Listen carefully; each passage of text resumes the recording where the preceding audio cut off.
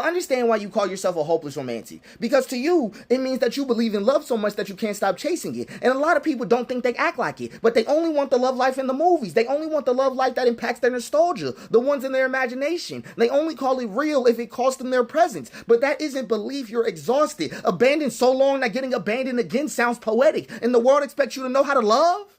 Really? How? When the only love that you've ever learned was self-betrayal. I just want you to understand, every version of love that you've ever met was probably the same lesson. Love only arrives if you disappear first. Shrink, starve, work, wait, hurt. I'm out of fingers. Every hug bought by a trophy. Every crumb mistaken for a feast. Every silence baptized as holy. It taught you all the same lie. That love only lives if you kill yourself to keep it.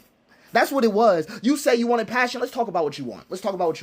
You say you wanted passion. It was cortisol. You say you wanted devotion. It was dopamine. You say you wanted depth. It was the depth of your abandonment. And you called all this romance, this chemical cocktail. But it was the wound rehearsing itself. I want you to understand love doesn't need to feel like anything. You don't need butterflies. You need organs. Listen to me. You need sobriety. You need a love safe enough to let you rest. And if you look at this person, if you're looking at this person and all you see is the performance of a lifetime, you're not in love.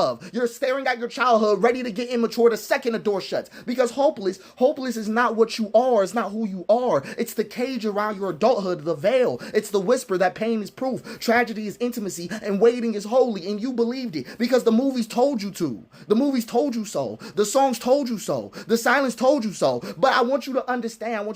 Way deeper. This is the line you need to remember. Love was never in longing. Ever. Not in ache, not in fantasy. Love is presence. Two hands on the same rope. Two names in the same risk. A story built forward, not a wound performed again. I want you to understand that hopelessness does not mean you love harder. It means that you mistake ache for arms. That's what it means. Absence for intimacy. It means that your wound writes your script and you keep reading it out loud. Because love is never longing. It's not longing. Love is presence. Love is presence. So drop the veil or keep rehearsing the wound and calling it romantic. Because you should never have to be on a stage. If you get what I'm trying to say, you should never have to be on a stage. You shouldn't have to be some kind of actor. And you need somebody who's willing to invite you down from the chase. Do you get what I'm trying to say? Invite you down from the chase. So that way you can finally rest. Your whole story can rest. You shouldn't always have to dream.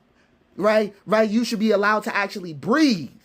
Right? Deeper than dreaming. Breathing here, right, with this person. Because some people only want to dream with somebody. And I promise you, you'll wake up to realize a lot.